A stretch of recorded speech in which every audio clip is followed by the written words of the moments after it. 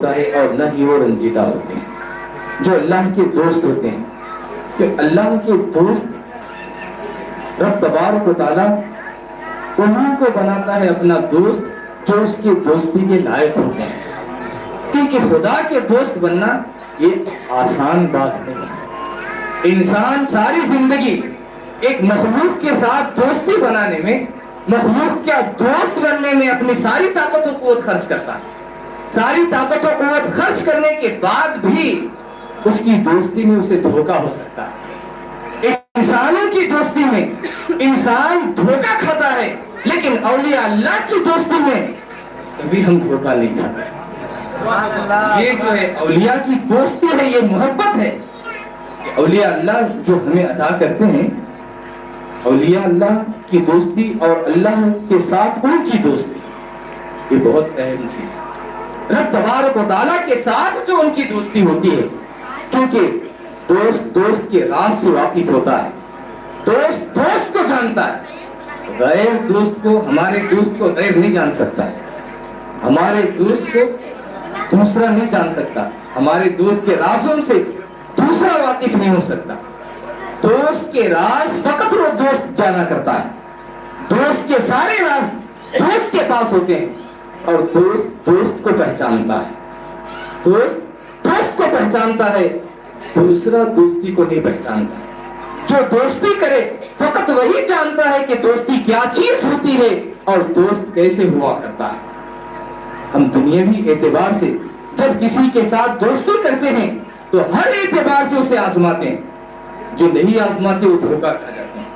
ہر اعتبار سے ہم آزماتے ہیں، آزمانے کے بعد ہم اس کے ساتھ دوستی کرتے ہیں۔ دوستو بزرگوں، ہم کسی کے ساتھ اگر دوستی کرنا چاہیں تو اسے آزما کر دوستی کرتے ہیں۔ خدا بھی جب کسی کو اپنا دوست بنانا چاہتا ہے اسے بھی آزماتا ہے اللہ۔ یہ قانون الہی ہے، یہ اللہ تبارک و تعالیٰ کا دستور ہے۔ رب تبارک و تعالیٰ بھی بندوں کو آزماتا ہے، پھر اس آزمائش میں جو کامیاب ہوتا ہے اللہ تبارک و تعالیٰ اس بندے کو اپنی دوستی عطا کرتا ہے۔ اللہ تبارک و تعالیٰ اس بندے کو اپنی ولایت عطا کرتا ہے، یعنی ولایت بھی، خدا کی دوستی بھی خدا کی جانب سے آزمائش کے بعد ہی نصیب ہوتی ہے۔ بندوں کا بندوں کو آزمانا یہ آسان ہے، لیکن جب خدا بندے کو آزماتا ہے وہاں بہت کٹھن، بہت دشوار، خدا کے امتحان میں کامیاب ہونا وہ بہت بہت کٹھن، بہت دشوار۔ رب تبارک و تعالیٰ اس لیے قرآن پاک میں ارشاد فرماتا ہے وَلَنَبْلُوَنَّكُمْ بِشَيْءٍ مِّنَ الْخَوْفِ وَالْجُوعِ وَنَقْصٍ مِّنَ الْأَمْوَالِ وَالْأَنفُسِ وَالثَّمَرَاتِ۔ سورہ بقرہ میں اللہ تبارک و تعالیٰ ارشاد فرماتا ہے خدا کی آزمائش کیسے ہوتی ہے؟ ہماری اور آپ کی آزمائش بندوں کو الگ اعتبار سے ہوتی ہے، لیکن خدا جب بندے کو آزماتا ہے رب تبارک و تعالیٰ ارشاد فرماتا ہے وَلَنَبْلُوَنَّكُمْ بِشَيْءٍ مِّنَ الْخَوْفِ، ڈر ڈال کر اللہ تبارک و تعالیٰ آزماتا ہے، خوف ڈال کر بندے کو آزماتا ہے۔ جو بھوک کے ذریعے سے بندے کو اللہ تبارک و تعالیٰ آزماتا ہے، پھر مال میں کمی لاتے ہوئے اللہ تبارک و تعالیٰ بندے کو آزماتا ہے، اور جان پر بل آتی ہے، جان پر کھیلتا ہے بندہ، بندے کی آزمائش اس طرح بھی اللہ تبارک و تعالیٰ لیتا ہے۔ انہیں رب تبارک و تعالیٰ ہر اعتبار سے بندے کو آزماتا ہے، جسم میں طاقت کے ذریعے سے، روح کے ذریعے سے، پھر مال کے ذریعے سے، ہر اعتبار سے بندے کو آزماتا ہے۔ جب بندہ آزمائشوں میں کامیاب ہوتا ہے، اور خدا کے امتحان میں کامیاب ہر کوئی نہیں ہو سکتا، ہر کوئی نہیں ہو سکتا۔ صوفیاء فرماتے ہیں ہزاروں کی تعداد میں خدا کی دوستی کے لیے بندگان خدا نکلتے ہیں، لیکن ہزاروں میں ایک ایک بندے کو اللہ تبارک و تعالیٰ اپنی دوستی عطا کرتا ہے۔ نہیں تو پھر دنیا بھر کو جو ہے ہر جگہ گلی گلی میں جو ہے آپ دیکھتے ہیں خدا کی دوستی، ہر جگہ آپ نہیں، اللہ تبارک و تعالیٰ کی بارگاہ میں اس کی دوستی کی طلب میں، اس کی ولایت کی طلب میں، اس کی دوستی کی طلب میں ہزاروں بندے نکلتے ہیں۔ ایک مرتبہ ایک بزرگ جو ہے جب ان کے اوپر اللہ تبارک و تعالیٰ کی مہربانی ہوتی ہے، وہ اللہ تبارک و تعالیٰ کی محبت اور اس کی ولایت، اس کی دوستی کے لیے نکلتے ہیں۔ جب تو جب بیابان میں پہنچتے ہیں، میدان میں پہنچتے ہیں، میدان میں پہنچنے کے بعد اس وقت جو ہے آواز آتی ہے کہ اے بندے خدا تو کس چیز کی تلاش میں نکلا ہے؟ وہ بندہ عرض کرتا ہے کہ میں اللہ کی دوستی کے لیے نکلا ہوں، خدا کا ولی بننے کے لیے نکلا ہوں، خدا کا دوست بننے کے لیے نکلا ہوں۔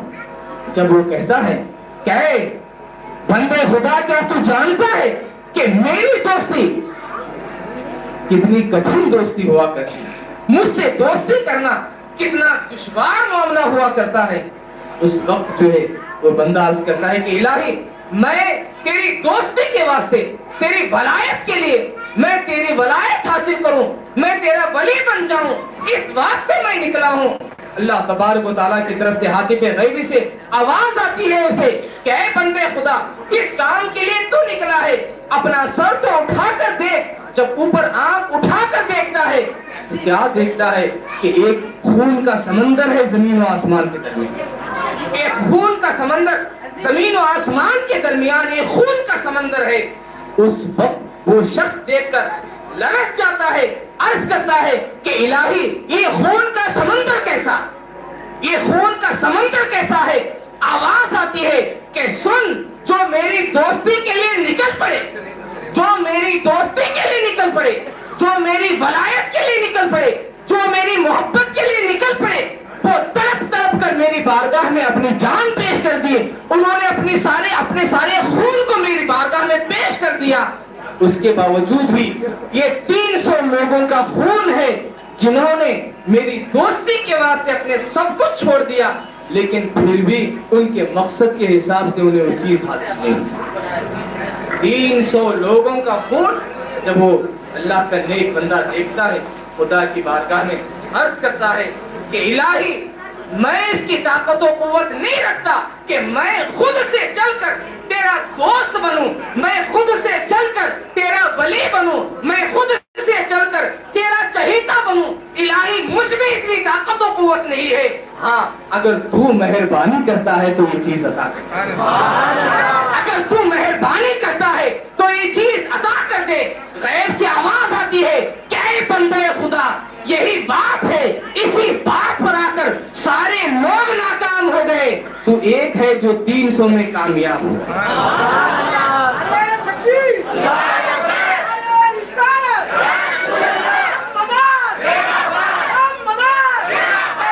یعنی اس راستے میں خدا کی مرضی کی ضرورت